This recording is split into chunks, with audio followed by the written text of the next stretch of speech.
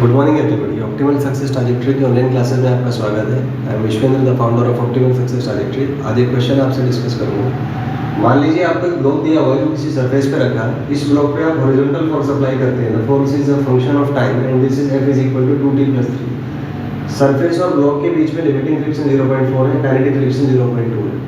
आपको बताना है first option time at which block will start moving and second is to draw its AT graph.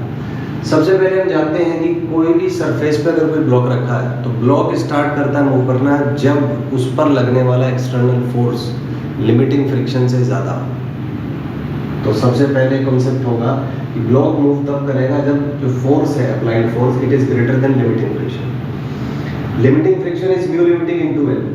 तो यहाँ से अगर आप इसका फ्लूइड डायग्राम बनाएं, इसमें वेट लगेगा 100 नीचे n ऊपर। तो क्योंकि वाई डायरेक्शन में कोई एक्सेलरेशन नहीं है तो हम सेकंड लॉ ऑफ इक्वेशन से कह सकते हैं कि n का वैल्यू 100 होगा। इस n के वैल्यू को आप यहाँ सब्स्टिट्यूट कर दीजिए तो f जो है वो 40 से ज़्यादा होना चाहिए। इसका मतलब 2t+3 40 से ज़्यादा होगा। इसका मतलब 2t 37 से ज़्यादा। कैलकुलेट करके आएगा 18.5। तो ब्लॉक स्टार्ट करेगा मूव करना में t इज ग्रेटर देन 18.5 से। Next is let's talk about the acceleration. तो जब तक टाइम 18.5 से कम है तो एक्सेलरेशन 0 होगा क्योंकि ब्लॉक मूव ही नहीं करेगा। और जैसे ही टाइम 18.5 से ज़्यादा है तो फ्रिक्शन अब काइनेटिक होगा क्योंकि मोशन स्टार्ट हो चुका है। तो जाहिर सी बात है वैल्यूज चेंज हो जाएगी। तो इस पे 2t+3 एक्सटर्नल फोर्स बाहर लगेगा, mu kinetic into n 20 Newton पीछे लगेगा। मान लीजिए एक्सेलरेशन नहीं आया तो सेकंड इक्वेशन ऑफ मोशन से 2t+3 - 20 इज इक्वल टू 10 है।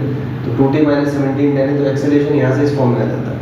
अगर मैं चेक करूँ t इज इक्वल टू 18.5 तो कैलकुलेट करके ये 2 आता है।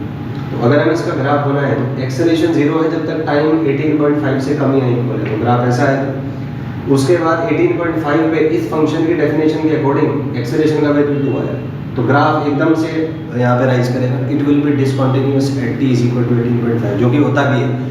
आपने देखा होगा फ्रिक्शन के ग्राफ में अगर हम किस सरफेस पे हमने ब्लॉक रखा हुआ है तो जो ग्राफ बनता है फ्रिक्शन फोर्स अप्लाइड फोर्स का उसमें किंक आता है।